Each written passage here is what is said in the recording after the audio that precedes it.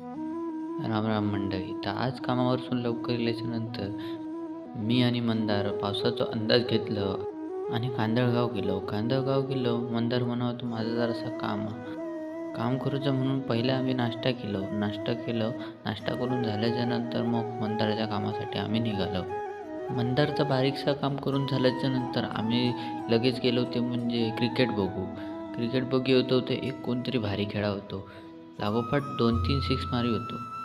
Match बघून झाल्याच्यानंतर आमच्या मनात असा अचानक गेला की आज काहीतरी पेवाक जाऊया म्हटल्याच्यानंतर मंदारने लगेच आपल्या मित्रांका फोन लावून सांगल्यान आणि चांदेरच्या धबधब्यावर जाऊचं प्लॅन केल्यान. तसं बघू गेलं तर मी सुद्धा चांदेरचा धबधबा बघू नव्हतं आणि माझीसुद्धा बऱ्याच दिवसांत व्हिडिओ बनवायची इच्छा होती, म्हणून मी सुद्धा मंदाराक बोललो, चल म्हणून जाऊया.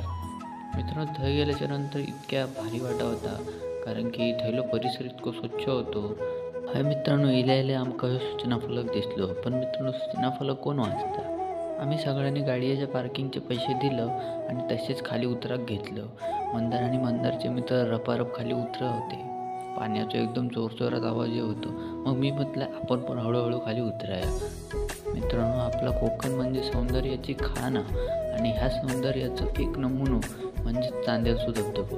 इतको परिसर स्वच्छ हा ना की तुमचं मन करताला हय न्हाल्याशिवाय जाऊचं येत. संध्याकाळच्या टायमाक हय मित्रांनो, टुरिस्टांची इतकी गर्दी असताना की तुमका फोटो काढूक सुद्धा गावाचं नाही. माका ह्यो चांदेरचो धबधबो नवीन असल्यामुळे मी पहिल्यांदा बघलंय की ते खैसून उडे मारतं, पाणी किती खोला. त्याच्यानंतर मग मी पाण्यात जाऊचा विचार केला.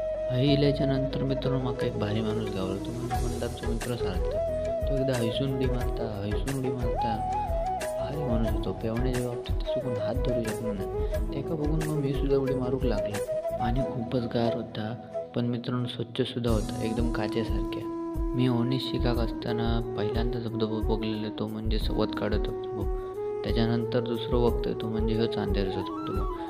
मित्रांनो, अपेक्षा केल्या त्याच्यापेक्षा खूपच भारी ह्यो धबधबा. हैसून जाऊचं मन करणारच नाही. जर मित्रांनो आजचा व्हिडिओ आपल्याला आवडला असाल तर लाईक करा, शेअर करा आणि नवीन असलेल्यांनी जरूर सबस्क्राईब करा. आणि हो, जर कधी फिराक जाऊचं मन झाला तर चांदेरच्या धबधब्यावर येऊन नक्कीच भेट द्यावा. मन अगदी प्रसन्न होताला, टेन्शन फ्री होता.